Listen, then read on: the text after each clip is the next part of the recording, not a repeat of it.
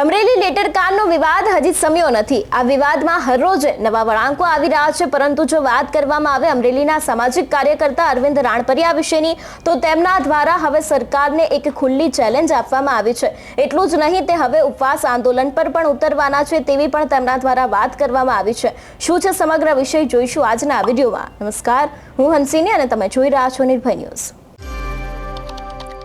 અમરેલીના સામાજિક કાર્યકર્તા અરવિંદ રાણપરિયા દ્વારા સરકારને ફરી એક વખત નવી ચેલેન્જ આપવામાં આવી છે। એટલું જ નહીં, તે હવે ઉપવાસ આંદોલન પર પણ ઉતરવાના છે।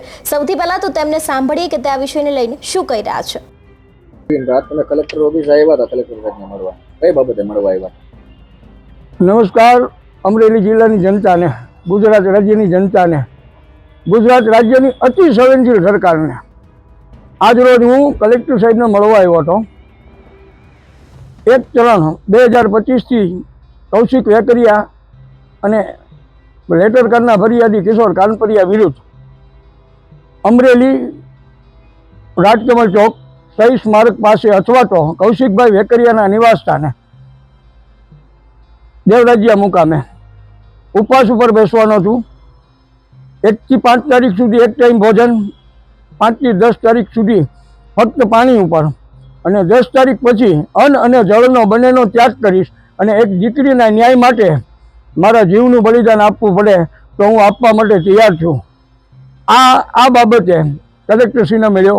કલેક્ટરશ્રી સાહેબ કે પરમિશન, આની પહેલાં 2 વાર પરમિશન મેં માગી હતી। કૌશિક વેકરિયાના દબાણ હેઠળ મને 2 વાર પરમિશન મળી નથી।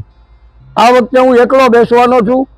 સંવિધાનની જોગવાઈ મુજબ અરવિંદ રાણપરિયા કાયદો હાથમાં લઈને કામ કરશે નહીં, અને મને જો કોઈ ખોટી રીતે રોકવાનો પ્રયત્ન કરવામાં આવશે તો હું તે દિવસે જ અન્ન અને જળનો ત્યાગ કરી દઈશ, જેલમાં ભોરી દઈશ તોય ઠીક છે। જેને જે કરવું હોય, કલેક્ટરશ્રી સાહેબને પણ છૂટ છે અને અમરેલી જિલ્લા પોલીસને પણ છૂટ છે। હવે યુદ્ધ એ જ કલ્યાણ, સત્યમેવ જયતે। આ લડાઈમાં પરિણામ ન આવે ત્યાં સુધી અરવિંદ રાણપરિયા હવે ઊભો થશે નહીં। માટે કાયદો અને વ્યવસ્થા અરવિંદ રાણપરિયા ઇજ્જત કરે છે તો કાયદો વ્યવસ્થાના જેની પાસે જવાબદારી છે એવા કલેક્ટરશ્રી અને અમરેલીના એસપી શ્રીને પણ મારી 2 હાથ જોડીને પ્રાર્થના છે, આ આંદોલનમાં, આ ઉપવાસ આંદોલનમાં તમે અરવિંદ રાણપરિયાને સાથ અને સહકાર આપશો અને સત્ય બહાર લાવવા માટે આપ સહકાર આપશો। બીજી વાત, ગુજરાત રાજ્યના ગૃહમંત્રી શ્રી હર્ષ સંઘવી સાહેબ આપને 2 હાથ જોડીને અરવિંદ રાણપરિયા પ્રાર્થના કરે છે, કૌશિક વેકરિયાને કાંખમાં લઈને તમે ફરો છો, એક દીકરીને ન્યાય ક્યારે મળશે? તમે શું પ્રજાને સંદેશો આપવા માંગો છો? આ મારું ભારતીય જનતા પાર્ટી મૂળ અટલ બિહારી વાજપેયી વાળી પાર્ટી નથી, સાબિત કરી બતાવ્યું છે તમે લોકોએ। આટલી હદે પોલીસોની ખોટી રીતે બદલીઓ થાય, ખોટી રીતે સસ્પેન્ડ કરવામાં આવે, આ બદલીઓ થઈ જાય એટલે તમે પ્રમોશન આપ્યા કહેવાય।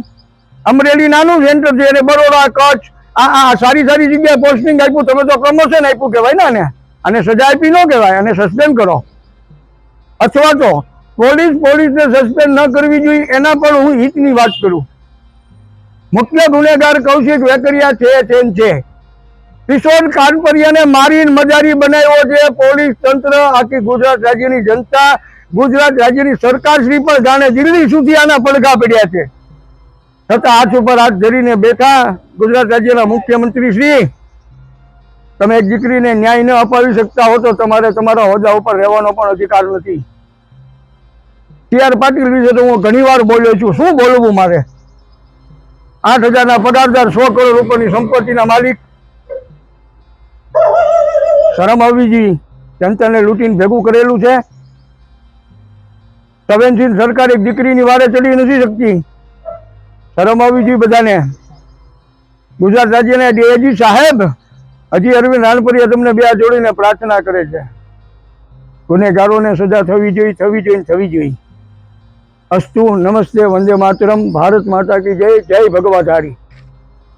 જે પ્રમાણે પાલ ગોટી દ્વારા હાઈકોર્ટમાં પિટિશન દાખલ કરવામાં આવી છે અને જે પ્રમાણે તેમના દ્વારા નિર્લિપ્ત રાયનો રિપોર્ટ માંગવામાં આવ્યો છે, ત્યારથી જ અમરેલીના રાજકારણમાં તો ગરમાવો આવ્યો જ છે. એટલું જ નહીં, હવે જે સામાજિક કાર્યકર્તા અરવિંદ રાણપરિયા છે તેમના દ્વારા પણ સરકારની સામે એક નવી ચેલેન્જ લાવીને મૂકી દેવામાં આવી છે, જેમાં તેઓ હવે ઉપવાસ આંદોલન પર પણ ઉતરવાના છે અને તેમના દ્વારા કહેવામાં આવ્યું છે કે જ્યાં સુધી પાટીદાર દીકરીને ન્યાય નહીં મળે ત્યાં સુધી તેમનો આ ઉપવાસ આંદોલન છે તે ચાલુ રાખવામાં આવશે. એટલે હવે આગામી સમયમાં જોવાનું રહેશે કે અમરેલીમાં આ વિષયને લઈને કોઈ પગલાં ભરવામાં આવશે કે કેમ.